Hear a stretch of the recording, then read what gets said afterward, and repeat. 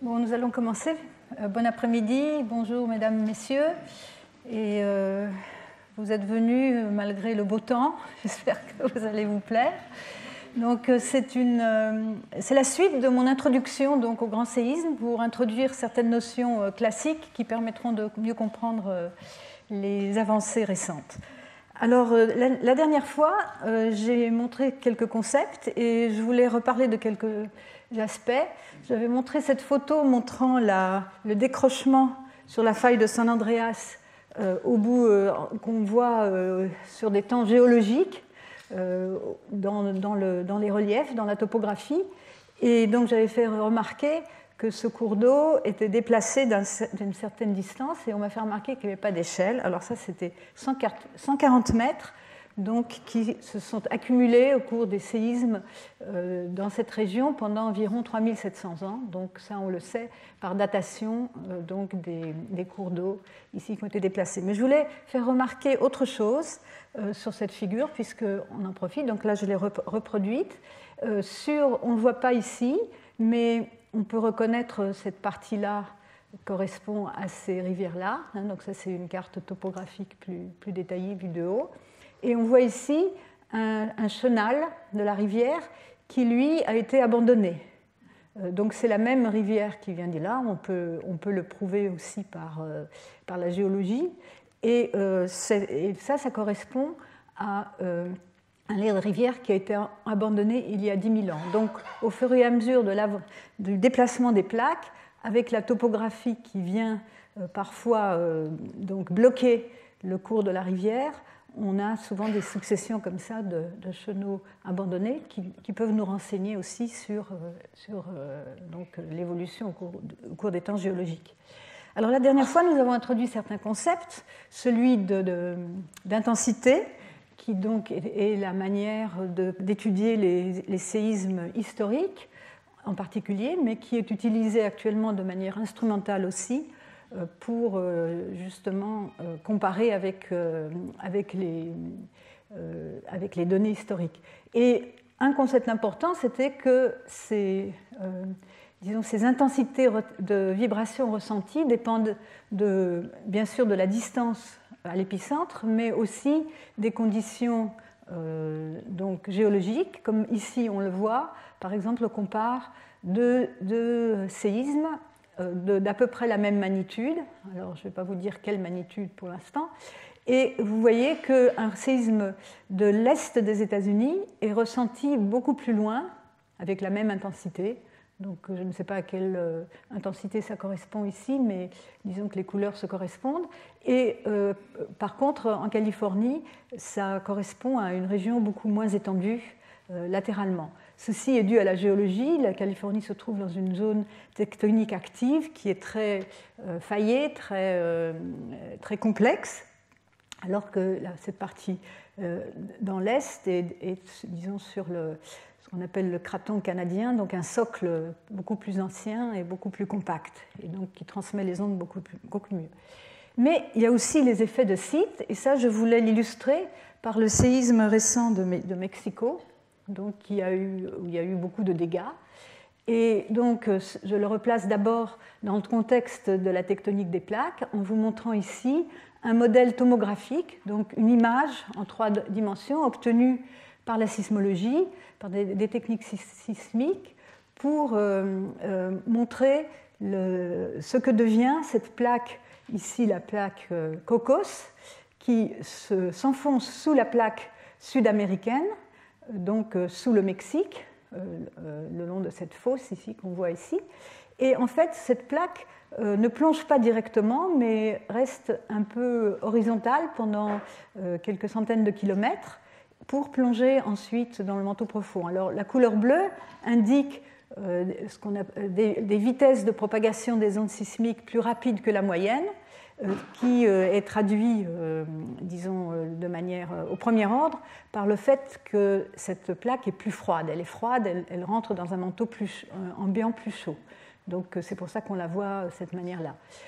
Ici, on voit où est la ville de Mexico, et le séisme du 19 septembre de cette année a eu lieu dans ce coin-là. Mais en fait, c'était ce n'était pas un séisme interplaque, ce n'était pas un séisme entre les deux plaques, le genre de très grand séisme que l'on voit plutôt plus près de la fosse et dont nous parlerons beaucoup, mais c'était un séisme à l'intérieur de la plaque, juste au coin ici.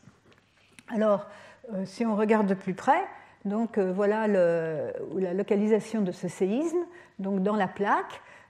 Ici, on voit les contours de la topographie donc, du Mexique. On ne voit pas le bord ici du continent qui est dans la zone rouge ici.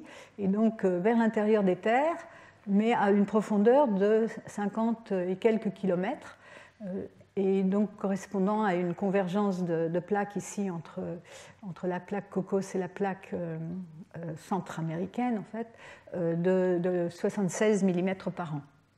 Ici, en noir, on a des séismes, la sismicité de fond, enfin, donc, c'est-à-dire les séismes qui ont lieu, de relativement petits séismes qui ont eu lieu pendant les dernières décennies dans cette plaque.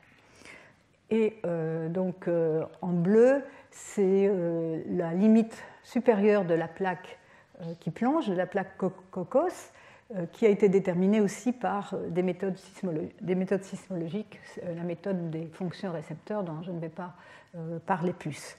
Alors, ce qui est intéressant, enfin ce qui est malheureusement intéressant, c'est de regarder les dégâts dans la ville de Mexico. Ce qu'on montre ici, c'est l'épaisseur des sédiments dans la ville de Mexico. Ici, c'est donc la ville de Mexico. Et plus c'est rouge, plus les sédiments sont épais. Donc on sait que la ville de Mexico a été construite sur un lac asséché. Et donc,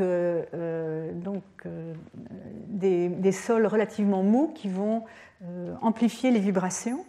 Et tout autour ici, vous avez une région plutôt de socle plus dur, plus résistant, plus élastique.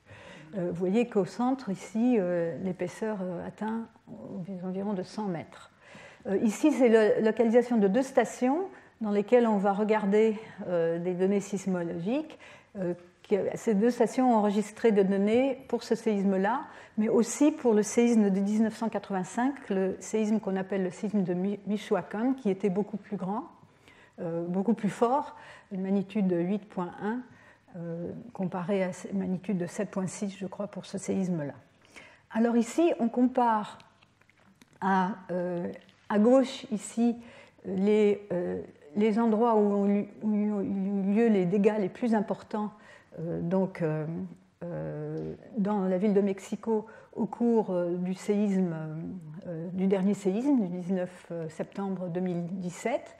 Et à droite, on a les accélérations ressenties dans ces zones. Et donc la zone qui correspond aux dégâts les plus importants correspond aussi aux endroits où les accélérations les plus fortes ont été ressenties. Ici, allant jusqu'à, je crois, 75% de l'accélération de la pesanteur. C'est comme ça qu'on a l'habitude de mesurer ces accélérations, la pesanteur étant la référence, puisque c'est comme ça que les constructions sont faites pour résister à l'accélération de la pesanteur dans la direction verticale, bien sûr. Et alors on s'aperçoit que ces accélérations et les dégâts correspondants ont été ressentis non pas partout dans la région sédimentaire, mais surtout au bord, en particulier à ce bord ouest, donc à la zone de transition entre la zone de sol mou et la zone de sol plus résistant.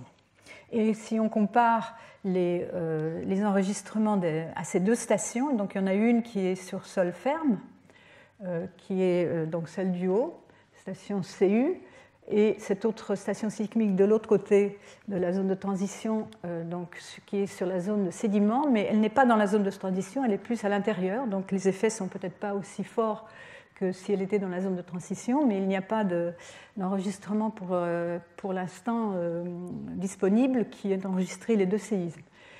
Et ici, ce qu'on montre, c'est l'accélération spectrale calculée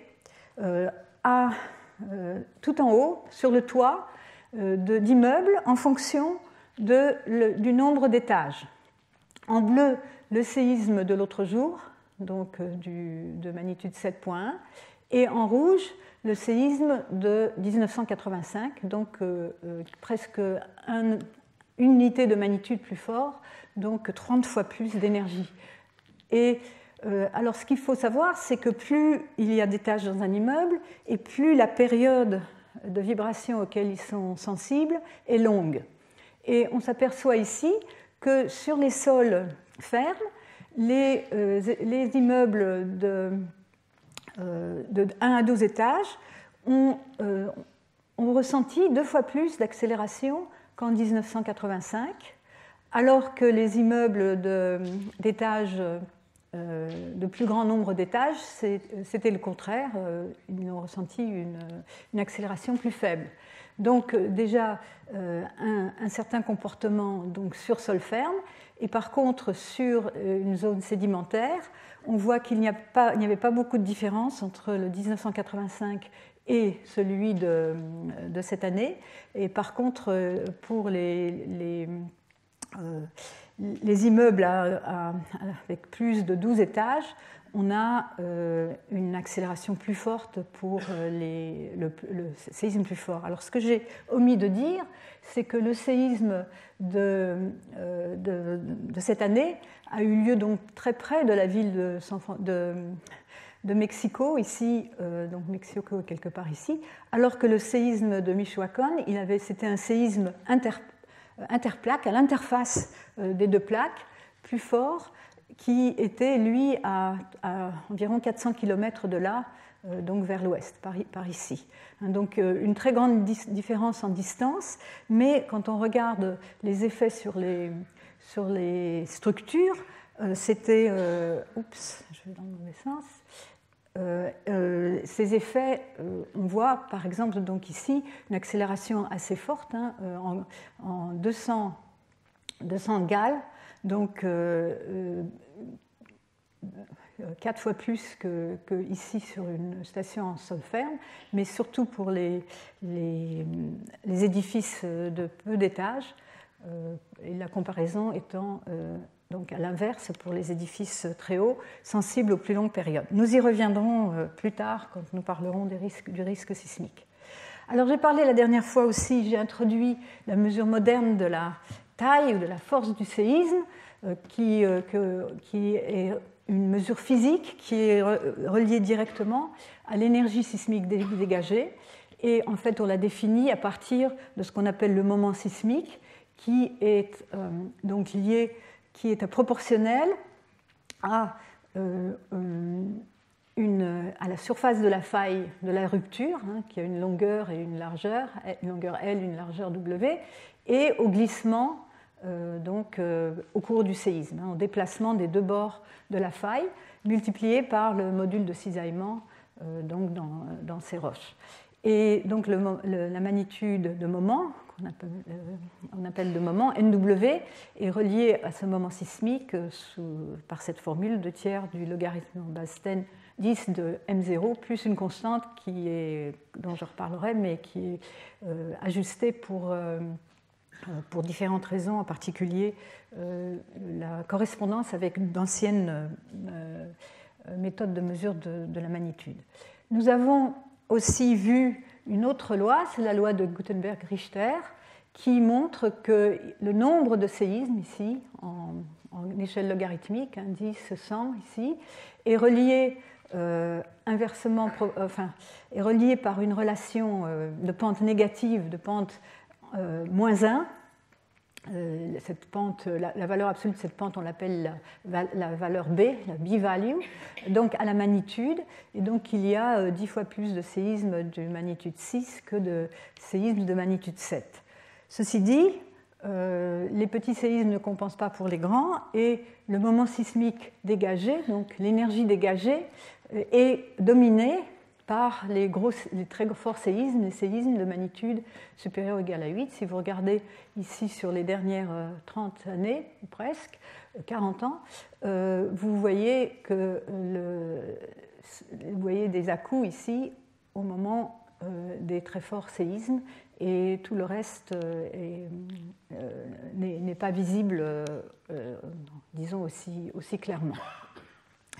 Alors nous avons vu aussi la théorie du rebond élastique qui avait été proposée à la suite du séisme de San Francisco de 1906, où donc je n'y reviens pas, mais vous avez une faille qui est bloquée, enfin où les deux plaques sont bloquées le long d'une faille, et lorsque les forces s'appliquent des deux côtés au loin, et lorsque la déformation pendant un certain temps qui peut être de dizaines ou de centaines d'années, une déformation lente, puis avec la faille bloquée ici, et à un certain moment, vous dépassez le seuil de rupture des roches et vous avez un séisme qui lui-même dure quelques secondes à quelques minutes suivant la taille du séisme pour réajuster, donc rétablir ces déformations. Nous avons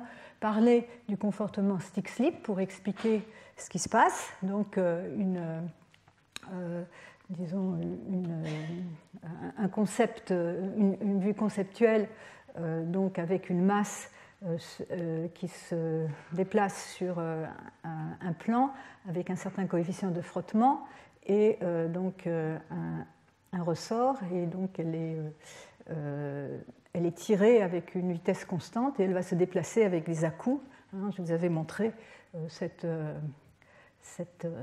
vidéo. Je la remonte encore une fois, si ça marche, où on voit que la contrainte normale, c'est-à-dire le nombre de masses qu'on met au-dessus du bloc ici, la périodicité des déplacements et la longueur du déplacement, le glissement, va être différente. Donc là aussi, on va revenir à ça. Alors, donc tout ça, ça donne l'idée d'un cycle sismique.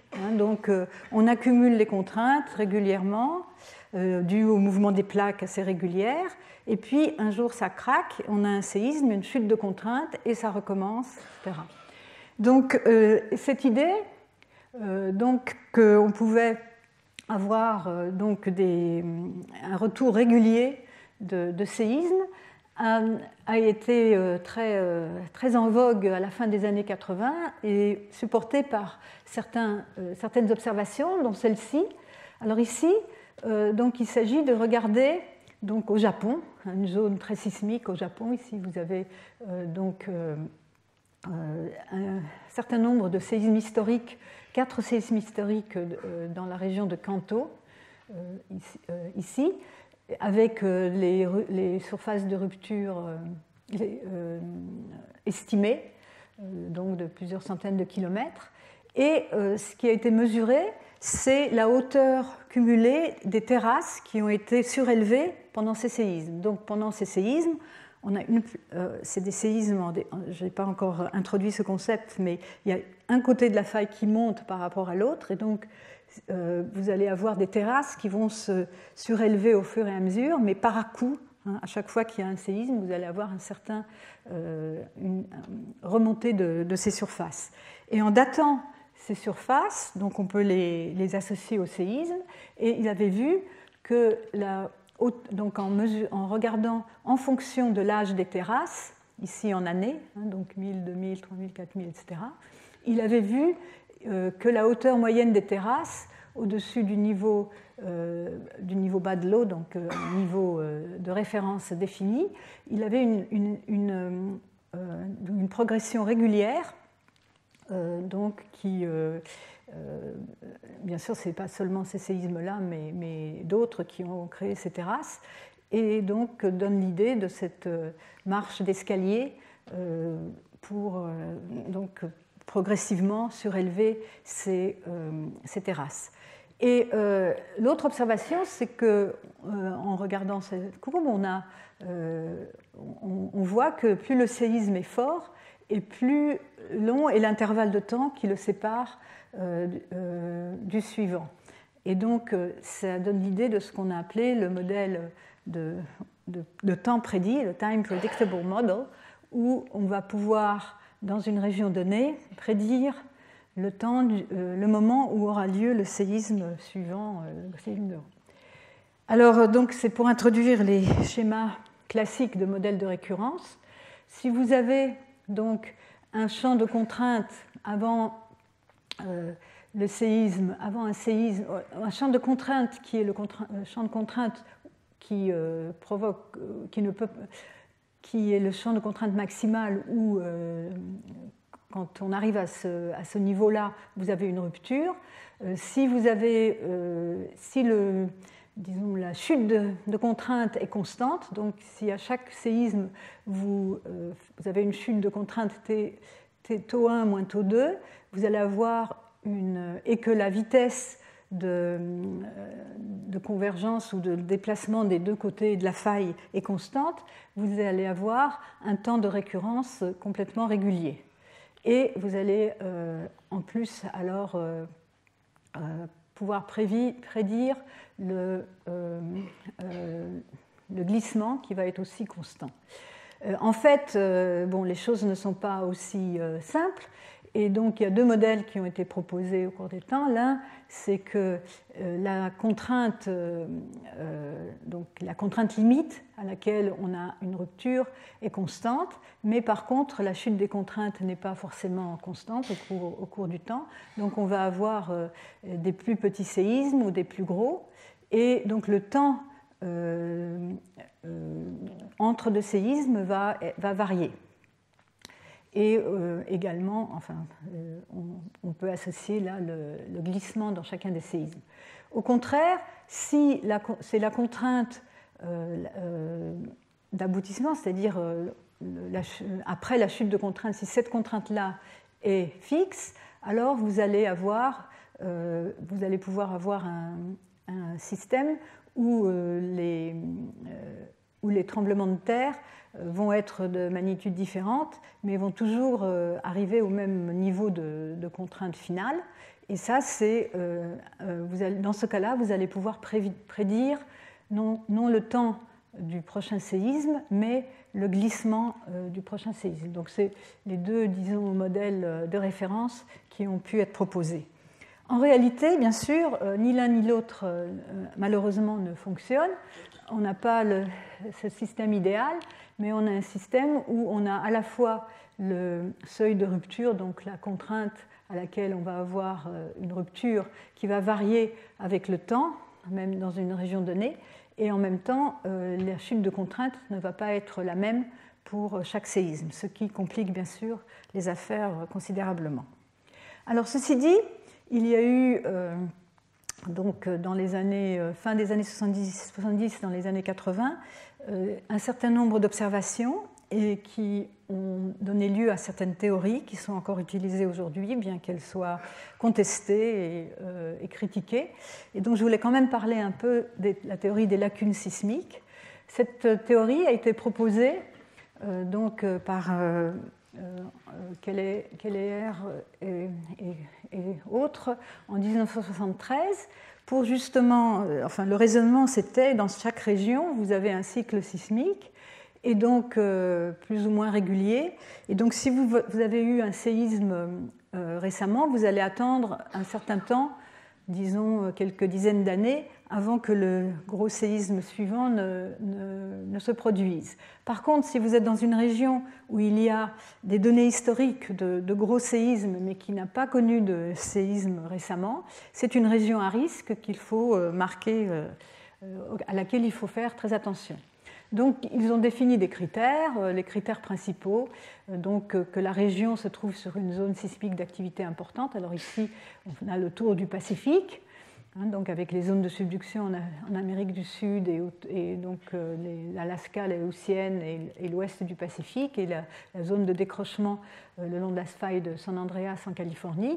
Et donc le premier critère, c'est que c'est sur une zone d'activité sismique importante qu'on reconnaît de manière historique, et le segment en question, donc ça va être une série de segments définis donc, spatialement, qui n'a pas cassé depuis au moins 30 ans. Et après, il y avait des critères supplémentaires. On sait qu'il y a eu des gros séismes sur ce segment. Le temps de récurrence basé sur les données historiques moyen est proche de l'intervalle de temps écoulé depuis le dernier séisme connu, et donc ce segment donc peut être l'endroit où pourrait avoir lieu le prochain séisme dans une série régulière de séismes. Alors donc voilà la carte, elle n'est pas très claire, je n'ai pas réussi à trouver plus clair. Donc en noir, ce sont les régions qu'ils avaient identifiées comme étant les plus à risque, et en grisé ici, celles où étaient vérifiés les critères, ces critères-là. Alors, ça, donc, c'est une première idée, une première initiative qui avait été prise dans la fin des années 80, des années 70. Il y a d'autres observations, comme par exemple celle de Mogi, ici en 79, où il avait regardé toute une série de séismes dans les îles Kuril et au nord du Japon, qui avaient eu lieu donc, depuis le début du XXe siècle. Mais avant 79, l'article était écrit en 79, donc il les avait numérotés en fonction du temps, et il avait regardé l'intervalle de temps qui séparait ces différents séismes. On voit déjà que le numéro 8 en 1973, c'était le plus récent, donc quand il a écrit son article, a en quelque sorte comblé une lacune ici entre les autres séismes, entre les zones de rupture. Ces zones de rupture, en fait, elles sont déterminées, on en reparlera plus, elles sont déterminées à cette époque-là principalement par les localisations des répliques des séismes qui finissent de casser les morceaux de failles de rupture qui n'ont pas cassé pendant le séisme principal. Et donc il avait remarqué une progression et donc avait dit on aurait pu prévoir le moment, en gros, ou l'année au moins, du séisme numéro 8, ici de 1973, sur la base de ce genre de données. Alors, des cartes ont été construites donc, sur les lacunes. Ici, c'est les Aléoutiennes et l'Alaska qui montrent, donc, on s'intéresse bien sûr à cartographier le mieux possible les zones de rupture de ces gros séismes. Ici, vous voyez, c'est des grands magnitudes 8, 7.9, etc., y compris le gros séisme de 1964 qui ici est sous-estimé. C'est parce qu'il a utilisé... Ils utilisaient une mesure de magnitude qui sature pour les gros séismes, j'en reparlerai un peu plus tard. Et sur cette carte, on remarque qu'en 1972, un séisme de Sitka, de magnitude 7.6 ici, a rempli cette petite lacune. Donc ça pouvait conforter cette idée. Il y a une autre lacune à laquelle on s'intéresse encore aujourd'hui, qui est ici donc au sud de la péninsule de l'Alaska, qui s'appelle la lacune de Shumagin, où on a des raisons de croire qu'il peut y avoir des très forts séismes. Ça, c'est une coupe avec la zone de subduction qui va vers le nord ici, on la voit ici. Il y a eu donc des campagnes en mer sismiques pour cartographier le sous-sol, qui a mis en évidence de nombreuses failles secondaires qui ressemblent à celles qu'on a observées après le séisme du Japon de 2011. Et donc vous voyez, cette idée, ce concept de faire attention aux lacunes sismiques est encore bien vivant. Au Mexique, c'est pareil. Vous avez ici, ça c'est un des articles d'origine de McCann en 1979 sur les lacunes sismiques, où on avait regardé aussi les zones de rupture des séismes historiques au Mexique, enfin en Amérique centrale ici, et identifié un certain nombre de lacunes.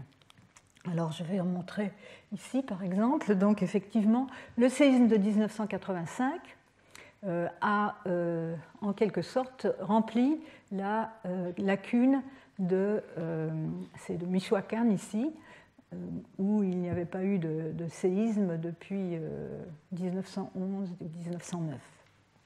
Et l'autre séisme de cette année, du début septembre, du 8 septembre 2017, lui semble avoir peut-être rempli la lacune de Tehuantepec, ici, au sud du Mexique.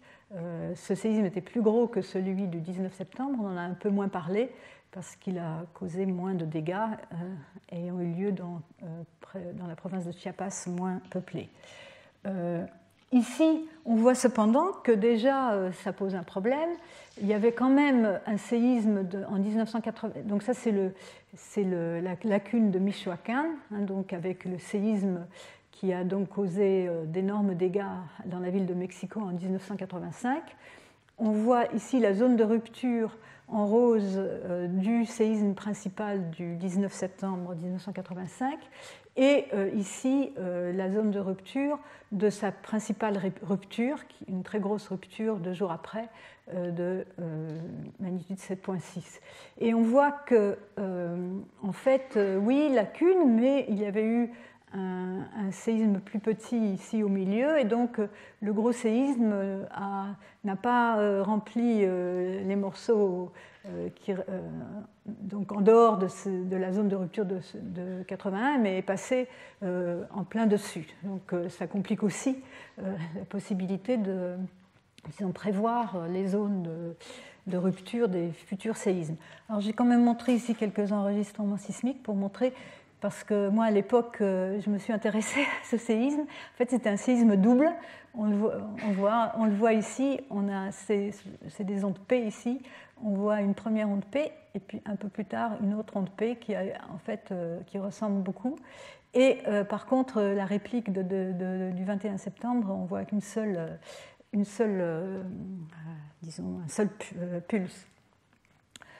Alors, donc le séisme de Chiapas, donc de magnitude 8.1 du 8 septembre 2017, aurait pu, c'est assez tentant de dire qu'il a rempli la lacune de Tehuantepec. Et lorsqu'on regarde la distribution du glissement, on en parlera plus tard comment se sont déterminés, c'est encore plus tentant de le faire puisqu'il remplit vraiment cette région-là. Alors, ceci dit, il faut quand même rester un peu prudent.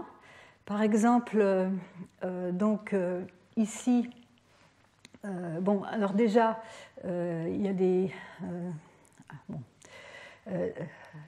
excusez-moi, je vais trop vite. Là, c'est pour montrer au Japon le gap de Tokai Gap qui menace la ville de Tokyo. Donc, avec les ruptures des grands séismes donc du début du XXe siècle dans cette région.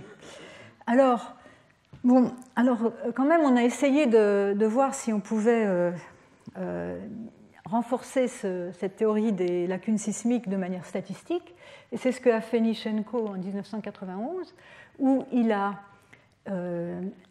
estimé ce qu'il appelle le potentiel sismique, donc global, donc prédit à l'avance sur la dizaine d'années 1989-1990, à partir des données de séismes historiques et instrumentaux qui ont eu lieu avant 1989. Donc, en utilisant des méthodes rigoureuses statistiques, il a déterminé quelles étaient les régions de très forte probabilité. Ici, en rouge, 60 à 100%, il y en a une ici en Amérique du Sud, une ici. Les régions de 40 à 60% de probabilité de très fort séisme pendant cette dizaine d'années. C'est 1999, j'aurais dû dire. Il y a une erreur ici. C'est 10 ans, 89-99. Donc en jaune, les zones encore de très haut risque. Et puis en bleu, ce sont les régions où on ne s'attend pas à avoir de gros séismes. Alors vous remarquerez qu'il n'y a rien ici à Sumatra. Qui a eu, là, il prédisait que les 10 années jusqu'à 2000 ou 1999, mais tout de même, et en particulier au Japon aussi, pas de forte probabilité. Alors, après coup, les sismologues statisticiens ont évalué ce modèle et ont montré qu'en fait, en observant les séismes qui ont vraiment eu lieu pendant cette période, et en regardant le nombre de séismes en fonction de la surface qui a été affectée. Le modèle de Lysenko aurait prédit une courbe comme ceci, et les observations, donc à partir de catalogues sismologiques, de catalogues de sismicité, prédisent, ne prédisent pas, mais ça, ce sont les vraies données, donc qui ne correspondent pas du tout bien.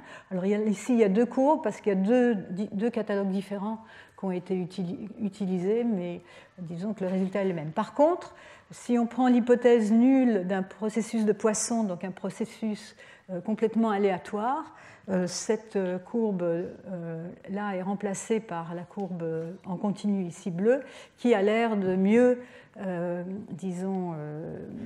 vérifier, de mieux prédire ce qui s'est passé dans la réalité. Donc, un peu très décevant, que en fait, les séismes ont l'air de se comporter plutôt comme des processus aléatoires. Alors, l'autre, déception, c'est que sur la base des séismes historiques, les Japonais avaient donc déterminé une carte officielle de risque sismique en 2010, donc datée de 2010, montrant les régions de plus fort risque, qui étaient ici plutôt sur la partie sud du Japon. Le séisme de Tohoku de 2011, le séisme de magnitude 9 de Tohoku, la rupture est ici, et pas du tout dans la région qui avait été considérée comme à plus haut risque. Donc voilà, et même ici, c'est une carte qui détermine quelle est la déficience en glissement, donc donne une idée du couplage des deux plaques, comment elles sont couplées, quels sont les endroits qui sont bloqués. Et là encore, on voit qu'il y avait quand même donc c'est une carte qui avait été faite en 2000. On voit quand même une zone à fort couplage ici, donc au large, à l'est des côtes du Japon, donc correspondant à peu près à la région où a eu lieu le séisme de 2011. Mais ce qui n'a pas été prévu, c'est qu'en fait, les plus forts mouvements, ils étaient plus près de la fosse ici, donc plus loin des terres, mais donc aussi des estimations qui finalement ne correspondent pas à ce qui s'est passé en réalité. On peut comparer ça avec une carte du glissement. On en reviendra sur ce séisme très, très important qui montre que les glissements les plus importants ici, qui ont été jusqu'à 50 mètres, donc énorme, un glissement de 50 mètres en moins de quelques minutes, qui se sont produits plus loin des côtes que ce qu'on pensait. Donc, enfin, c'est aussi pour illustrer que chaque séisme nous apporte des données nouvelles qu'il faut donc ajuster les théories. Il y avait encore une autre observation assez curieuse par Moggi aussi en 1979. C'était ce qu'il appelait la quiescence avant les séismes. Donc, il avait remarqué que pour un séisme qui avait eu lieu en 1952 de magnitude 8.1, le séisme de Tokachi-Oki, la sismicité qui précédait le séisme avait une distribution particulière. Ici, pendant les 8 ans, 1934 à 1942, donc ici ce sont les séismes de magnitude supérieure à 6 qui sont indiqués avec des ronds plus grands suivant la magnitude. Vous avez une échelle ici. Et donc des séismes qui illuminent un peu la zone de subduction ici principalement.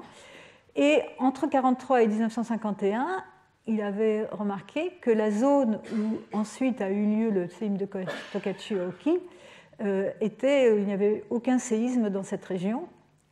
Et ensuite, après le séisme, au contraire, il y a eu de nouveau cette région s'est remplie, bien sûr, de répliques et autres séismes. Alors, bien sûr, ça a été fait après coup, mais ça a donné lieu à cette idée que, avant certains très forts séismes, on pourrait les prévoir en regardant la quiescence, donc l'absence de sismicité autour de la zone qui va se rompre. Bon, tout ça, c'est des idées qui n'ont pas malheureusement été confirmées de manière suffisamment sûre pour qu'on puisse vraiment les utiliser. Alors finalement, je voulais aussi parler juste quelques minutes de la théorie du séisme caractéristique qui, elle, est donc fondée en grande partie, ou disons confortée par qui a été confortée pendant longtemps par une série de séismes qui ont eu lieu en Californie centrale, ici, dans la région fameuse de Parkfield. Parkfield, c'est un tout petit village avec 25 habitants, je crois, enfin en tout cas très peu d'habitants, et qui a la particularité, c'est qu'il y a eu une séquence de 5 séismes de magnitude 6 qui ont eu lieu à intervalles très réguliers, à peu près tous les 21 ans. Donc ces 5 séismes commençant en 1881, 1901, 1922, 1934, 1966. J'ai mis entre parenthèses 1857 ici, qui est le grand séisme de Californie du Sud, de Los Angeles, dont la rupture avait commencé autour de cette région aussi. Donc on est ici au bord de la rupture du gros séisme de Los Angeles de 1857. Et donc, non seulement il y avait cette régularité, mais en regardant les quelques enregistrements historiques qui existaient dans différentes stations dans le monde et en Californie, ils ont aussi remarqué, enfin, les auteurs de cet article, qui a fait beaucoup de bruit, que les sismogrammes étaient très semblables, donc que ces séismes devaient avoir des ruptures vraiment très similaires, aussi bien du point de vue de la taille que de leur localisation. Donc, ça a été l'occasion de développer, de déployer, d'installer beaucoup d'instruments de mesure de différents types, de sismomètres, d'accéléromètres, de mesures électromagnétiques, de tout ce qu'on pouvait inventer pour essayer de voir si on pourrait capturer le séisme, capter le séisme ou voir le séisme suivant et surtout voir s'il y a des précurseurs.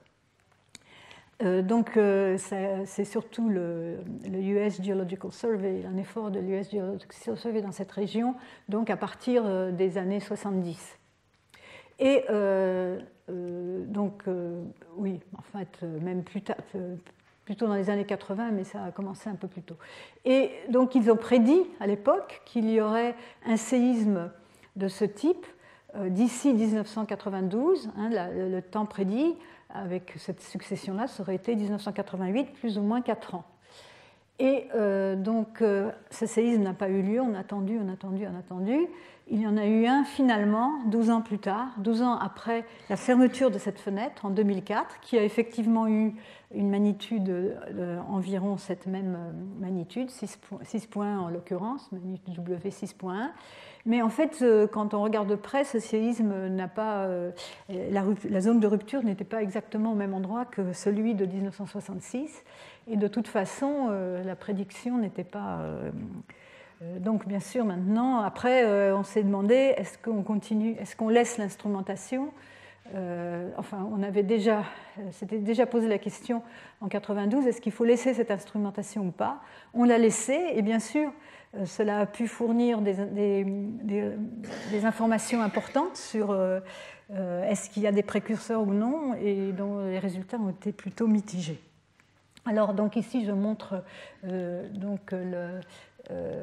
l'article de 1985, où simplement, là, donc, l'idée, c'est que donc on devait avoir d'ici 1992 un séisme ici, et en fait le séisme a eu lieu bien plus tard.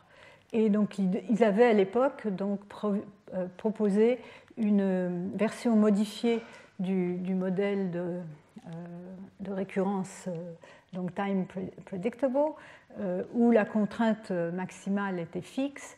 La contrainte ou la chute de contrainte, et la chute de contrainte était fixe, mais par contre la contrainte de temps en temps le séisme avait lieu à une lorsque le taux de contrainte n'était pas atteint, c'est-à-dire qu'il avait une contrainte inférieure à la contrainte maximale. Bon, alors voilà ce que ça vaut, ça se vaut. Ce séisme donc n'a pas eu lieu. Celui qui a eu lieu est celui-ci. Donc maintenant, en 2004, une instrumentation dense dans cette région-là.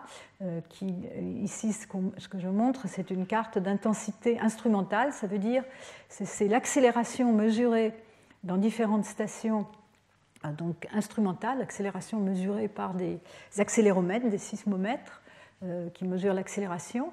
Donc, on permet de faire une carte qui est donc ensuite traduite en termes d'échelle d'intensité. Donc voilà. Donc, autant pour cette idée de séisme caractéristique, c'était aussi assez décevante. Alors, finalement, encore une observation intéressante. Alors là, on se situe maintenant en Turquie, donc le long de la faille nord-anatolienne, où vous avez des plaques, la plaque d'Arabie qui est en rotation ici, et la plaque anatolienne. Les flèches ici, ce sont des flèches qui déterminées par le GPS de mouvement relatif des plaques par rapport à l'Afrique, je pense, qui montrent donc ces déplacements moyens de 2 cm par an avec une rotation ici vers l'ouest et sud-ouest. Et donc cette faille nord-anatolienne, c'est une faille en décrochement le long de laquelle il y a de nombreux forts séismes. Alors, ce qui avait été remarqué, c'est une succession de séismes assez étonnante, depuis le premier ayant eu lieu en 1939. Alors ici, ce qu'on voit, c'est en longitude, le long de cette faille nord-anatolienne, hein, donc ça c'est la distance mesurée en longitude, donc en kilomètres, et donc ici on est à l'est, et ça c'est les zones de rupture avec le glissement le long de cette zone de rupture tel qu'il a été déterminé par les observations de surface et aussi les observations instrumentales. Et donc pour le séisme de 1939, il a commencé ici, donc il a eu lieu à l'est, le plus à l'est, puis il y a eu un petit séisme en 1942 qui, disons, sur un peu la même région, et ensuite un gros séisme en 1943 dans la zone à côté, un autre en 1944, un autre plus petit en 1957 et un autre en 1967. Et donc une succession de séismes qui a parcouru la faille nord-anatolienne, donc d'est en ouest. Et donc on aurait pu s'attendre, si ça continuait, à avoir un séisme ici, donc à l'ouest de cette zone. Et effectivement, il y a eu le séisme d'Izmit de 1999. Alors, ce genre de comportement de la faille nord-anatolienne n'est pas... Enfin, il faut quand même remarquer qu'il y a eu d'autres séismes par ici aussi, mais les gros ont cette configuration tout de même. Alors, ce genre d'observation semble qu'il y a eu, du point de vue historique, plusieurs séquences de ce type-là. Ici, c'est celle, la dernière dont je viens de vous parler, hein, qui commence en 1939 jusqu'en 1967. Donc, l'article correspondant est écrit avant le séisme d'Izmit de 1999. Il y en a une autre ici, couvrant la période 13e au 18e siècle, qui elle aurait commencé qui aurait commencé à l'ouest, et ce serait plutôt plus ou moins régulièrement propagé vers l'est, mais ce n'est pas aussi clair. Et il aurait pu y en avoir une autre encore plus tôt, donc autour du 10e, 11e siècle, donc avec une progression plutôt vers l'ouest. Et donc, vu de haut, maintenant, on voit cette faille nord-anatolienne avec le séisme de 1999, ici Izmit. Et donc, vous voyez pourquoi on s'intéresse beaucoup à la mer de Marmara et au devenir de la ville d'Istanbul, sachant que cette faille donc, passe sous la mer ici dans la région d'Istanbul et qu'elle est beaucoup plus difficile à étudier, bien sûr, mais il y a eu de nombreuses campagnes en mer pour l'étudier. Alors, comment c'est expliqué?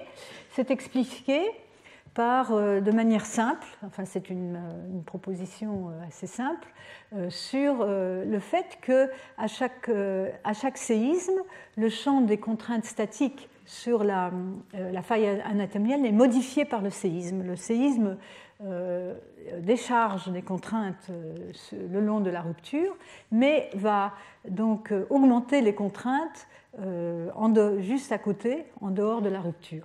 Alors, ceci est calculé à l'aide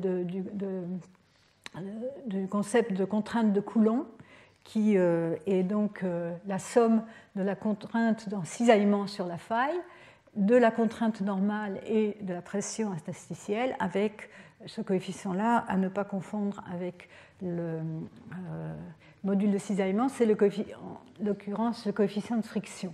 Et donc, dans cette théorie statique, la rupture se produit lorsque la contrainte de Coulomb dépasse un certain seuil, et lorsqu'il y a un gros séisme, il y a une petite augmentation de cette contrainte dans les régions avoisinantes. Alors ici, ce qui est montré, c'est ce qui s'est passé donc au cours des séismes successifs de la suite 1939 à 1992, et on voit que le séisme, par exemple, de 1939 a relâché les contraintes dans la région de ce séisme. La différence de contrainte est négative. Par contre, cette contrainte de Coulomb a été augmentée dans la région juste à l'ouest de cette rupture, et donc on est plus proche du seuil de rupture de cette partie-là de la faille, ce qui peut expliquer pourquoi le séisme de 1942 a eu lieu dans cette zone, et ainsi de suite. Et le seul qui n'est pas qui ne correspond pas à ça, et je crois celui de 1943. Par contre, ici, vous voyez, pour le séisme le dernier séisme a prédit une zone d'augmentation des contraintes autour de la zone d'Izmit qui a effectivement craqué en 1999. Donc, voilà. Alors, ça fait... je vais faire une petite pause parce qu'on va passer maintenant à quelque chose d'un peu plus quantitatif. J'ai terminé la partie un peu historique. Et donc on va parler maintenant, introduire des notions plus quantitatives qui vont nous aider à comprendre ce que nous apprennent les derniers séismes. Donc je vais faire une pause de 2 minutes. Là, si vous avez une ou deux questions, on peut se relaxer un peu. Alors, nous allons passer à la quantification des séismes. Donc, d'abord, la notion d'hypocentre et de centroïde. Donc, j'en ai un peu parlé. Donc, vous avez un séisme qui se produit, il y a une rupture sur une faille. Donc, une longueur de la faille est mesurée horizontalement. La largeur le long du plan de faille, qu'on a W, pour le mot anglais width, et puis le déplacement U, le déplacement des deux bords de la faille. Alors, le séisme commence à un certain endroit, mais bien sûr, pour les forts séismes, il couvre une certaine zone de rupture d'une certaine surface. Donc, il faut distinguer l'endroit où se produit la première, où se déclenche la rupture, qu'on appelle l'hypocentre, et sa projection à la surface de la Terre, c'est l'épicentre. Pour les petits séismes, quand on regarde d'assez loin, le petit séisme nous semble être une source ponctuelle. Donc on n'a pas besoin d'invoquer autre chose. C'est une source ponctuelle vue de plusieurs milliers, surtout de loin, de plusieurs milliers de kilomètres. Un petit séisme dont la rupture fait moins d'1 kilomètre est vu comme un point source. Mais pour les très forts séismes, on va bien sûr ne pas tenir compte de la surface de la rupture. Alors donc on distingue le point d'initiation de la rupture, l'épicentre, voilà le point de source. Mais alors pour les plus forts séismes, on va tenir compte de l'étendue spatiale et on va introduire cependant la notion de centroïde, c'est le barycentre de la rupture, aussi bien en temps et en espace. Et quand on est loin du séisme, on va tout de même pouvoir déterminer la localisation du centroïde et le temps auquel ça correspond par rapport au temps de l'initiation de la rupture, donc qui est l'hypocentre. Donc, je voulais introduire cette notion, parce que on va en parler pas mal. Bien sûr, ensuite, on peut regarder de manière plus détaillée les détails de la rupture, aussi bien en temps qu'en espace. Alors, je répète ceci, la magnitude du moment, elle est déterminée à partir donc des propriétés géométriques de la faille qui peuvent être liées à l'énergie. Mais je voulais mentionner quand même d'autres magnitudes parce que ça va me permettre d'introduire quelques autres concepts pour ceux qui ne sont pas familiers avec les observations sismologiques. Il y a d'autres échelles de magnitude qui sont maintenant plutôt des échelles historiques, mais elles ont quand même de temps en temps une utilité. La vraie magnitude de Richter, en fait, c'est une magnitude locale qui avait été déterminée pour la Californie et qui n'est vraiment valable que pour des distances inférieures à 1000 km. On la note M avec un grand L, indice grand L. Il y a eu la magnitude des ondes de volume qui est mesurée à partir de l'amplitude des ondes P. Elle a un problème, c'est qu'elle sature aussi, elle sature pour les magnitudes plus grandes que 7, donc elle n'est pas très utile pour les forts séismes. Et la magnitude des ondes de surface qui sature un peu moins, mais quand même, et elle est mesurée à partir de l'amplitude des ondes de surface, une période de 20 secondes. Alors, le principe de toutes ces magnitudes, ce n'est pas le principe de ce qui se passe à la rupture, de l'énergie dégagée à la rupture, c'est basé simplement sur la décroissance de l'amplitude de l'onde considérée, parce qu'on considère soit des ondes P, soit des ondes de surface, et dans le cas de la magnitude locale, c'est en fait l'onde qui a l'amplitude maximale qui est utilisée. Donc l'idée, c'est que plus vous avez loin du séisme, plus l'amplitude décroît, et donc si vous pouvez extrapoler jusqu'au séisme, la distance zéro, vous allez trouver une amplitude qui va être associée vraiment avec la source. Alors, la première chose, c'est comment on mesure la distance. Alors, par exemple, il y a différentes méthodes, mais la méthode simple, c'est que quand vous avez un enregistrement sismique, on a déjà vu ça, il y a une onde P d'abord, une onde primaire, une onde de compression, suivie d'une onde secondaire, une onde de cisaillement. L'onde de cisaillement se propage avec une vitesse plus lente que l'onde de compression, et donc on peut mesurer sur un enregistrement le temps différentiel, la différence de temps entre l'arrivée de l'onde S et de l'onde P. On n'a pas besoin de savoir quoi que ce soit d'autre, on fait cette mesure-là. Et donc là, je vous montre les trajets de ces ondes dans le manteau de la Terre. Ça, c'est le manteau, en jaune le noyau avec la graine solide au milieu. Ces ondes donc plongent dans l'intérieur de la Terre et ensuite reviennent vers la surface parce que, à cause des lois de la réfraction, les vitesses augmentant avec la profondeur, elles vont finir par revenir à la surface. Mais on peut les observer à des grandes distances et donc on se sert de ces observations globales et régionales. Donc, si j'appelle alpha la vitesse de propagation des ondes P, bêta la vitesse de propagation des ondes S, le temps différentiel, ça va être le temps de propagation de l'onde S moins le temps de propagation de l'onde P, chacun étant la distance divisée par la vitesse. Donc, je peux mesurer ça. Si je connais la vitesse des ondes S et la vitesse des ondes P, je vais pouvoir en déduire la distance par cette expression-là. Et bien sûr, ce n'est pas aussi simple parce que les vitesses ne sont pas constantes, mais au cours des temps, au cours du XXe siècle, on a pu faire des modèles de Terre très précis, en fait, des modèles moyens de Terre très précis, et donc établir des courbes de temps de propagation des ondes P et des ondes S, et d'ailleurs de beaucoup d'autres ondes sismiques observées.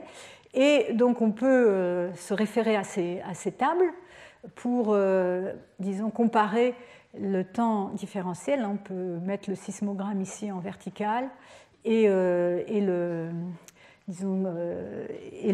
déplacer jusqu'à ce que l'onde P arrive ici et l'onde S ici, et ça nous donne la distance.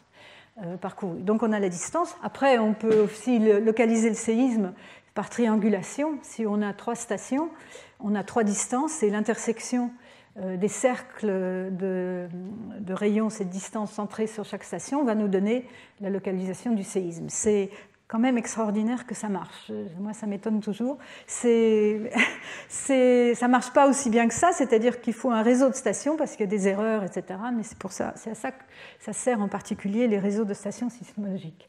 Alors pour la magnitude locale, donc la magnitude de Richter, elle avait été mise au point dans les années 30 à partir d'anciens sismographes qui sont les sismomètres de Wood-Anderson, voilà, il y en a une ici, une photographie qui, donc le principe c'était, on regardait la rotation d'une petite masse inertielle fixée sur un fil métallique qui était sous tension, qui était amorti par des aimants avec une faute d'orthographe. On envoie un faisceau lumineux qui se réfléchit sur sur un miroir qui est fixé à la masse et on l'enregistre sur du papier photographique de l'autre côté. Donc ça se passait dans le noir, etc. Et donc ces instruments historiques ont servi à la détermination de la magnitude de Richter, la magnitude locale, et qui est mesurée donc, sur ce sismomètre particulier au départ. Hein, disons, on mesure l'amplitude maximale donc de l'enregistrement, peu importe quelle est l'onde, c'est l'amplitude maximale, à une certaine distance. On la compare avec une amplitude de référence, parce qu'il faut bien faire ça, et donc on obtient une formule comme ceci qui dépend de la distance et de cette amplitude maximale. Alors, ce qui est important, c'est que, pourquoi on en parle encore? Parce que c'est ça la vraie magnitude de Richter. C'est une magnitude qui est une magnitude pour les régions. Elle est très importante en Californie parce que maintenant, on a bien sûr des instruments qui numérisent le signal automatiquement, dont on connaît bien la réponse instrumentale, mais on veut pouvoir comparer les magnitudes des séismes de catalogue moderne avec celles des séismes du début du XXe siècle pour, encore une fois, toujours étendre la durée sur laquelle on peut étudier la sismicité. Et donc, on calibre les instruments modernes par rapport aux anciens pour pouvoir avoir cette échelle de magnitude cohérente. Alors ensuite, les ondes de volume, on mesure l'amplitude de l'onde P à des distances télésismiques et on obtient, c'est le même principe. Donc ici, la période en général, c'est autour de 1 seconde et avec une correction pour la distance épicentrale. Mais cette échelle sature, c'est-à-dire qu'au-delà pour les très forts séismes, on n'arrive plus, disons, elle n'augmente, on n'a plus, cette amplitude n'augmente plus comme on le voudrait. Alors, la magnitude sur les ondes de surface, c'est la même chose, mais on étudie une autre onde. Donc, on a les ondes P, les ondes S, et on a aussi des ondes de surface qui arrivent plus tard. Ce sont les ondes qui se propagent le long de la surface de la Terre. Elles sont en général de plus longue période. Et quand cette échelle avait été introduite, on mesurait l'amplitude à 20 secondes. Alors, c'est important, on y reviendra parce que ça a à faire avec, en fait, disons, ce qui se passe dans la source sismique, le fait que cette mesure de magnitude sature au-delà de magnitude 8, donc elle n'est pas utilisable pour les très forts séismes. Et on en verra bientôt la raison. Donc ça, c'est, disons, un peu pour des raisons historiques, mais ça a permis d'introduire ce qu'on mesure en fait sur les sismogrammes depuis très longtemps. Et donc, alors, maintenant, revenons-en donc à la magnitude basée sur le moment sismique. Et qu'est-ce que c'est que le moment sismique? Donc, je vous rappelle, c'est le produit de la rigidité du milieu par la surface de la rupture et par le glissement au cours de la rupture. Les unités sont des newton-mètres, c'est des unités de moment, force par longueur, et en CGS, 10 cm, il faut multiplier par un facteur 7 10 puissance 7 pour aller de l'un à l'autre. Alors, un moment, c'est bien sûr associé à l'idée d'un couple de force. Et on a montré, je ne vais pas entrer dans les détails, mais dans les années 70, qu'une source sismique est très bien représentée en première approximation par un double couple de force. Donc un couple de force, si on avait un seul couple de force, on n'aurait pas conservation du moment cinétique. On doit avoir conservation du moment cinétique, donc il faut un autre couple de force pour compenser. Alors, comment peut-on avoir, disons, un couple de force sans changer pour conserver le moment cinétique? On peut avoir une configuration de force opposée sur la même droite, avec une séparation D, c'est ce qu'on appelle un dipôle, mais si elles ne sont pas en continuité l'une de l'autre, on a un couple qui va avoir tendance à faire tourner le système. Et donc, pour compenser ça, on introduit un couple de forces de même amplitude, mais donc d'orientation à 90 degrés. Et donc, on peut montrer que ce couple de forces, ce qu'on appelle le double couple, produit exactement le même champ de déplacement qu'un glissement sur une faille dans la Terre, qui avait été montré par Burridge et Knopf en 1964. Et donc on peut, à partir de là, définir ce couple de forces par une quantité MIJ, où la direction, l'un des couples, il suffit de définir l'un des couples, la direction va être dans la direction I, ici ce serait l'axe des X, et par contre, elles sont séparées dans la direction perpendiculaire, qui est la direction J. Donc on le définit comme ça, avec deux indices, IJ, indiquant la direction de la force et la direction dans laquelle elles sont séparées. Et l'amplitude va donc être proportionnelle, nous donner l'amplitude de la force du couple.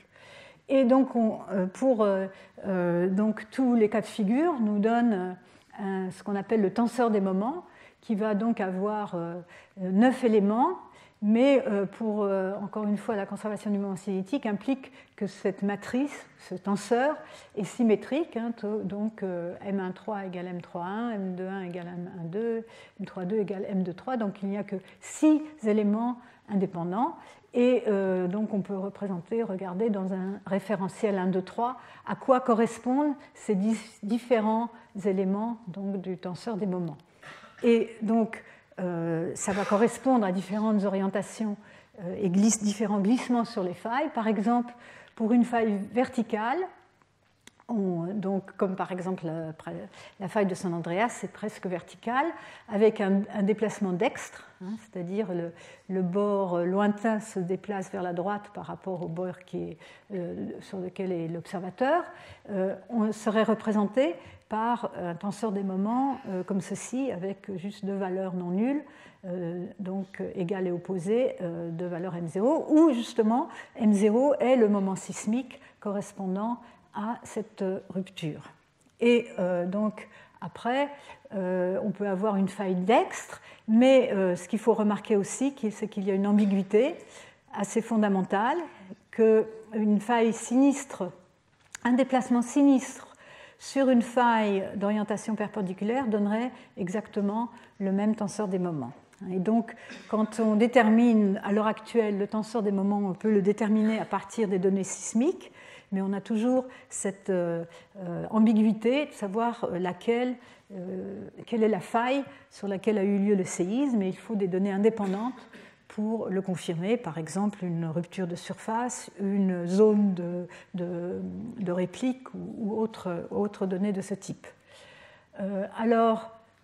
Encore une dernière. Ce tenseur des moments, donc c'est une matrice symétrique, elle peut être diagonalisée. Si on diagonalise, on obtient donc dans un nouveau référentiel une matrice diagonale avec, pour un double couple parfait, la trace de la matrice est nulle. Donc ici, on a M0 et moins M0, M0 moins M0 égale 0.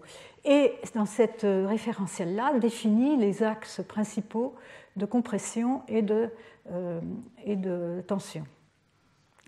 Et donc on a deux systèmes de force équivalents à considérer pour représenter la force, la source sismique. Alors, bon, les sources sismiques sur les failles sont des sources en cisaillement, mais on peut aussi représenter une explosion de cette même manière, mais dans ce cas-là, on aura donc, pour une explosion parfaite, on aura M1 égale M22 égale M33 et une matrice diagonale, donc une représentation différente et la trace n'est pas nulle. Et les sources ne sont jamais parfaitement en cisaillement ou parfaitement explosives, donc on va pouvoir décomposer la partie isotrope, donc la partie correspondant à l'explosion ou l'implosion parfaite, et la partie non isotrope qui elle-même se décompose en double couple et une autre partie, mais je n'ai pas entré dans ce genre de détails. Il suffit de connaître ceci. Alors bien sûr, on a différents types de failles. On a les failles principales, les principaux types, c'est les failles normales qui sont donc dans des régimes tectoniques d'extension où les deux bords vont tendance à s'écarter. Dans ce cas-là, le bord qui est au-dessus va tomber par rapport au bord qui est en dessous. C'est donc ce qu'on appelle une faille normale. La faille inverse, c'est la faille typique des zones de subduction où on a une compression.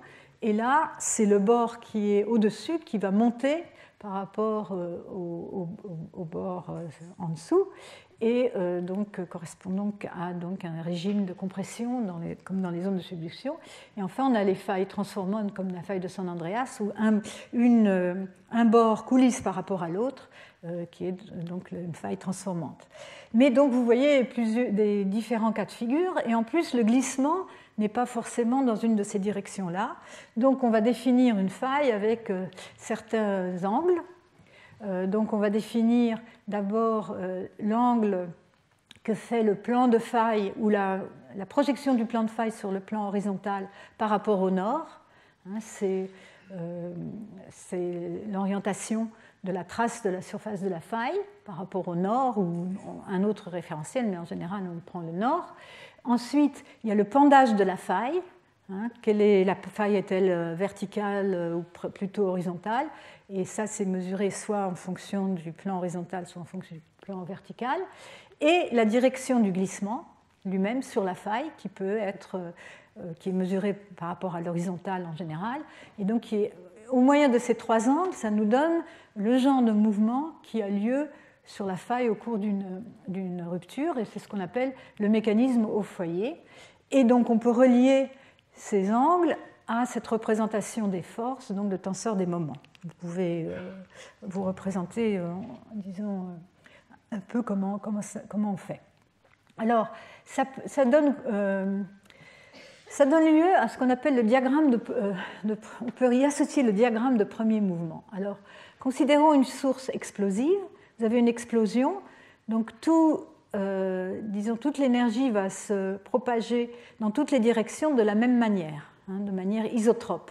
Donc si vous avez des enregistrements à différentes stations, ils vont voir la même chose, ils vont voir une compression, donc ici schématisée par un mouvement vers le haut. C'est donc une convention, disons, la convention de mouvement vers le haut. Ils vont tous voir le premier mouvement vers le haut, et si on voit ça partout, on va dire « Ah, voilà, on a une explosion ». Par contre, sur la faille de San Andreas, avec le mouvement coulissant, on va voir autre chose. Si on se trouve on va diviser autour de la source le plan donc, de surface en 4 cadrans. Si vous vous trouvez dans ce cadran-ci ou ce cadran-là, vous allez avoir une compression. Si vous avez une station ici, la première arrivée va correspondre à une compression. Je parle des ondes P, là, j'aurais dû le préciser. Par contre, dans les deux autres cadrans, vous allez voir une dilatation. Le premier mouvement de la roche va être vers la source plutôt que vers l'observateur. Donc ça va vous permettre de dessiner ce qu'on appelle un diagramme de radiation, qui, dans le cas d'une source comme celle sur les failles de San Andreas, va être représenté sur une projection sur une demi-sphère sur un plan horizontal de cette manière-là. Donc j'introduis ça parce que je vais montrer beaucoup de ce genre de diagrammes. Donc vous allez avoir deux régions. En noir, ça va être les régions de compression, et en blanc, les directions dans lesquelles vous allez avoir des dilatations ou des ici, c'est des dilatations. Donc, voilà pour cette. Et donc, on va, en principe, alors vous allez, en réalité, donc vous allez voir aussi des amplitudes des ondes. Donc là, ici, pour les ondes P, qui vont être, donc ici, plus, ça veut dire compression, il va y avoir des nœuds dans la radiation, c'est-à-dire des directions, la direction de la faille et la direction perpendiculaire, dans laquelle idéalement, vous ne verrez aucun mouvement et vous verrez un maximum de mouvement à 45 degrés par rapport à la direction de la faille. Encore une fois, vous voyez tout de suite l'ambiguïté sur quelle est la faille et quelle est la direction orthogonale. Pour les ondes S, on peut faire la même chose, mais le diagramme de radiation est différent. Et donc en 3 dimensions, bien sûr, puisque ça c'est des schémas, on peut ainsi voir, suivant la station à laquelle on se trouve, au loin, on va voir une certaine amplitude qui va nous permettre, par rétroprojection des enregistrements sismiques, de donc déterminer le diagramme de radiation sur la faille et par là même le tenseur des moments et les directions, les orientations de la faille. Alors c'est ainsi que pour les failles principales, vous avez ici, donc pour une faille normale, telle qu'on voit dans les dorsales océaniques, elles vont être représentées par un diagramme comme ceci, avec du blanc au milieu, l'axe de compression étant donc ici vertical. L'interprétation de ces diagrammes est un peu compliquée, mais rappelez-vous que quand vous voyez un diagramme comme ceci, ça correspond à une faille normale. Ici, une faille normale avec un pendage d'à peu près 45 degrés, parce que cette ligne-là est à peu près au milieu entre le centre et la surface. Pour les failles inverses, c'est l'inverse. On va avoir l'axe des tensions au milieu et on va avoir du noir au milieu.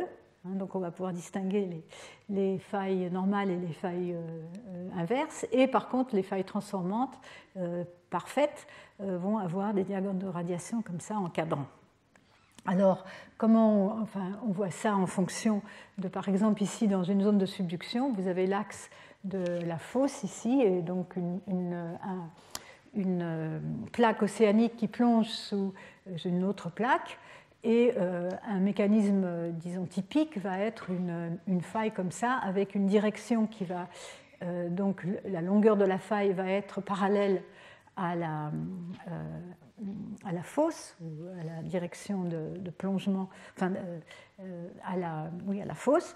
Et donc ces angles-là, ceci va vous renseigner sur le pendage de la faille et en même temps va vous donner les plans nodaux, etc. Mais bon, on n'a pas besoin de s'entrer dans ces détails. Mais quand vous voyez un diagramme comme ceci, orienté comme cela, ça veut dire tout de suite que la faille, elle est orientée dans le plan horizontal et orientée dans cette direction-là par rapport au nord. Et c'est une faille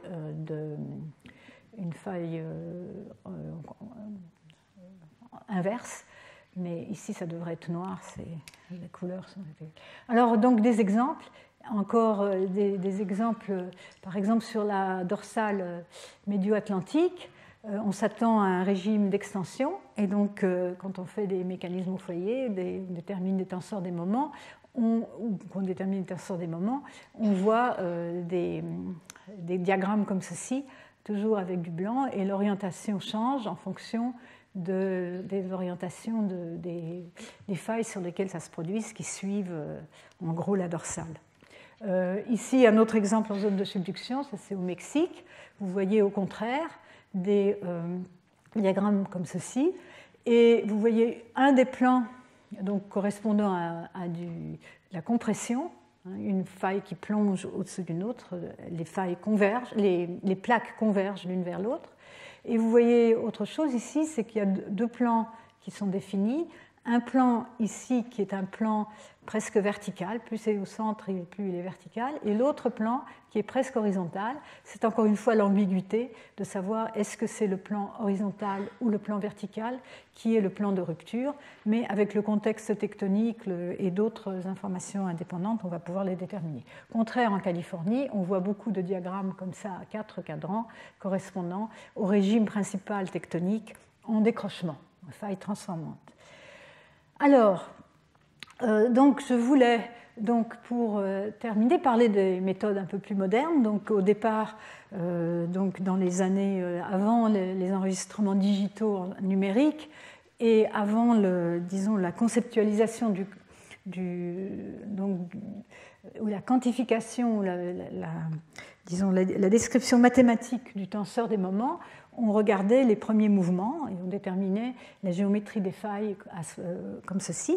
Mais depuis, disons maintenant, plus de 30 ans, on peut utiliser les enregistrements de formes d'ondes, donc tous les enregistrements complets des séismes, avec donc, les stations dans le monde entier, pour déterminer ce qui s'appelle une méthode qui est très populaire et qui est maintenant donc donne lieu à des catalogues, le catalogue CMT, le Centroid Moment Tensor, qui donc utilise des données de relativement longue période et détermine le mécanisme foyer, le moment sismique et aussi le centroïde, donc, qui va déterminer la localisation du centroïde, donc une vue un peu globale de la source sismique, même si elle est d'étendue non négligeable.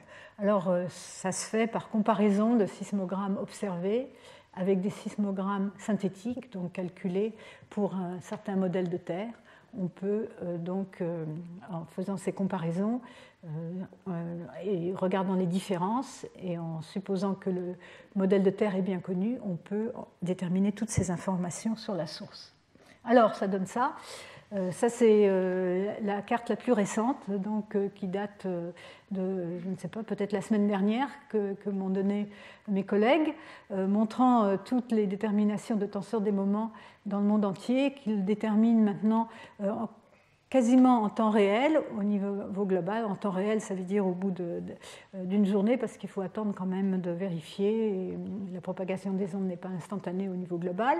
Mais vous allez voir quand même des relations, si on regarde de près, on voit encore une fois ici sur la dorsale médio-atlantique, principalement des mécanismes en failles normales, avec de temps en temps des failles transformantes, des décrochements dans certains endroits de la dorsale. Et par contre, dans les zones de subduction ici, Fuji-Tonga, vous voyez vous s'aligner tous ces séismes en compression, des failles inverses. Mais on a aussi de temps en temps des surprises. Par exemple, il y a des types de séismes qui ne sont pas du tout correspondent pas du tout à des cisaillements simples, comme par exemple des séismes volcaniques, et comme étudié ici. Alors là, la représentation n'est plus du tout la représentation de double couple, mais cette représentation de force, ici schématisée dans cet article particulier pour un des volcans de l'Islande. Alors ça se fait donc de manière aussi en temps réel au niveau régional. Ça, moi, j'ai contribué au développement de cette méthode en Californie dans les débuts des années 90, où ça se fait, donc on a en quelques minutes la détermination de la localisation du séisme, sa profondeur. La méthode est non linéaire en fonction de la profondeur, donc on fait des essais à différentes profondeurs. Et donc on cherche quelle est la solution donc, pour expliquer les formes d'ondes qui va donner la meilleure réduction de variance, s'ajuste le mieux aux données. Et donc ici un exemple de faille décrochante qui a eu lieu il y a récemment, hein, donc le 10 octobre, un petit séisme où est donnée sa magnitude de l'ordre donc de magnitude 4 quand même ressenti donc en Californie. Et donc ça, été fait par un des étudiants qui travaille avec moi d'ailleurs à Berkeley. Et donc pour donner un exemple, il a été utilisé ici quelques stations du réseau de Californie du Nord et on voit la bonne. Ici, vous avez en pointillé les synthétiques, donc les formes d'ondes calculées à partir de la solution obtenue pour ce séisme, comparées à la forme d'onde observée, qui sont les données, donc, qui sont données en noir. Et vous voyez que ça, c'est les trois composantes, hein, verticale, radiale et tangentielle, donc les deux composantes horizontales dans la direction entre la source et la station, et dans la direction perpendiculaire, montrant un très bon accord. Donc ces méthodes sont maintenant très routinières, mais donc, elles ont bénéficié de l'installation de nombreuses stations numériques de large bande, donc avec une large bande de fréquence. Alors par contre, ça ne marche pas toujours, et je pense que ça va être la dernière chose que je vais montrer. Je vous ai montré cette rupture du séisme du gigantesque de Sumatra de 2004, hein, donc le séisme de magnitude 9.2, où la rupture s'est propagée sur plus de 600 secondes et plus de 1300 km. Et donc ici, c'est une image donc, montrant la propagation de la rupture. Je vais l'expliquer aussi plus tard. Et donc, au moment de ce séisme, cette méthode de détermination du centroïde n'a pas marché parce que malgré le fait qu'on se rendait compte que c'était un très fort séisme et donc que des ondes de très longue période ont été utilisées, la première analyse a été faite dans une bande de fréquence entre 300 et 500 secondes. Alors il faudrait quand même que je dise que plus les dimensions de la source sont grandes, plus la longueur d'onde caractéristique de la source est longue, et donc plus il va falloir l'examiner à des longues périodes du point de vue sismique. Et donc la magnitude obtenue par la méthode centroïde, elle avait été sous-estimée. Elle a été sous-estimée parce que en fait, la bande 300 à 500 secondes n'était pas suffisante, alors que pour les petits séismes, comme je vous ai montré là en Californie, magnitude 4, on regarde en général autour de 30 secondes de période, on est content. Pour les séismes globaux en moyenne, les magnitudes 6, qu'on peut encore considérer comme des sources ponctuelles, quand on regarde à des distances télésismiques, donc à grande distance, on peut encore utiliser des données jusqu'à 100, 150 secondes, 200 secondes de période. Là, ça ne marchait pas, et ils ont été obligés d'introduire une série de 5 séismes ponctuels, 5 sources ponctuelles qui, avec des mécanismes un peu différents chacun, et à des localisations un peu différentes le long de cette immense rupture pour pouvoir expliquer les données.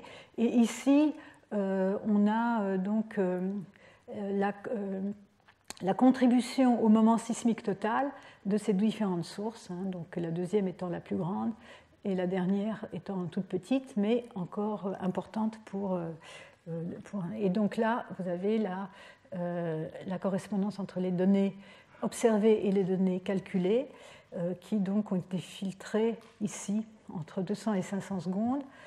Alors ce qu'on regarde ici, ça n'est plus des ondes P, ça n'est plus des ondes S, c'est vraiment les ondes de surface qui circulent autour de la Terre, entre la source et la station dans une direction et dans l'autre direction de la Terre. Donc on nomme les trains, le premier arrivant étant l'onde de Rayleigh R1 il y a les ondes de Rayleigh et les ondes de Love, comme on a des ondes P et des ondes S, on a aussi deux types d'ondes de surface. Et les ondes de Rayleigh, vous avez le premier train qui a la distance la plus courte, le train R2 qui fait le tour de la Terre par l'autre côté, le train R3 qui est dans la même direction que R1 mais qui fait un tour de plus de la Terre et les amplitudes décroissent. Mais vous voyez, on voit ici, mais ça je le montrerai encore une fois, mais c'est fantastique. Normalement, si l'atténuation des ondes, si on se rappelle que la Terre n'est pas exactement élastique, que les ondes vont s'atténuer progressivement, puisque la distance parcourue par l'onde R2 est plus grande que celle de l'onde R1, mais plus petite que celle de l'onde R3, l'onde R2 devrait être d'amplitude intermédiaire entre R1 et R3. On devrait avoir une décroissance régulière. Or, on ne voit pas du tout ça ici. Et par contre, dans cet enregistrement-là, on voit l'inverse. On voit une onde R2 qui est plus grande que l'onde R1. Et ça, c'est ce qu'on appelle des effets de directivité. C'est parce que la rupture s'est propagée dans une direction particulière, hein, du sud au nord.